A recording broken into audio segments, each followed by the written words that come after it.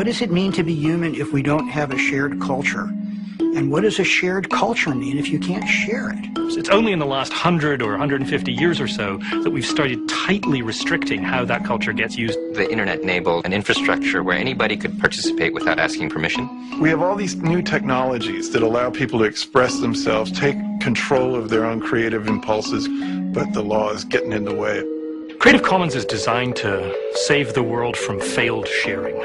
People who actually want to share stuff, who put it up on the web because they want to share it on certain terms.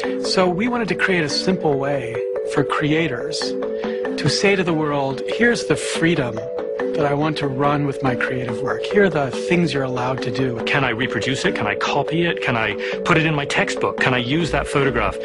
Can I make a new version of it? Creative Commons gives tools to creators to make a choice about copyright. Creative Commons license can cover anything that copyright covers. Every license says, you need to give me attribution. I created this, give me credit for the work I did. The basic choices are commercial use or not. Can you make derivative works, versions, adaptations, or not?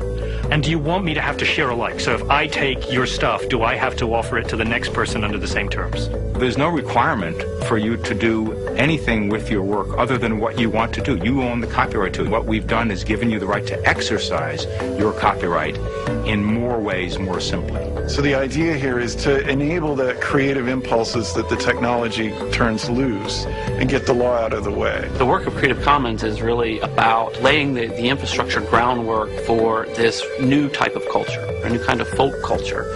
Somebody from Delhi, somebody from New York, somebody from Singapore can feel comfortable using a photo that was created and given away by someone in the United States or in China or wherever that the licenses have been extended to, with their identity being preserved. Which means that people can actually create new kinds of things, come together and build things. Mashups that people can do with people's Flickr photos. And CC Mixter has allowed artists to make music together. It's really about creativity and connection. Access and control. From amateurs who simply, for the love of what they're doing and they want to share it and they want other people to be able to make use of it, to commercial organizations. In the end, this will have a very successful place in the for-profit economy. Creative Commons is the bridge to this future. Is you got to move away from thinking about content to thinking about communities. Communities that develop around content, and the sharing that the licenses allow enable these communities to come together. A physical commons is like a park where anybody can enter equally. A commons with intellectual works is actually much freer. It really is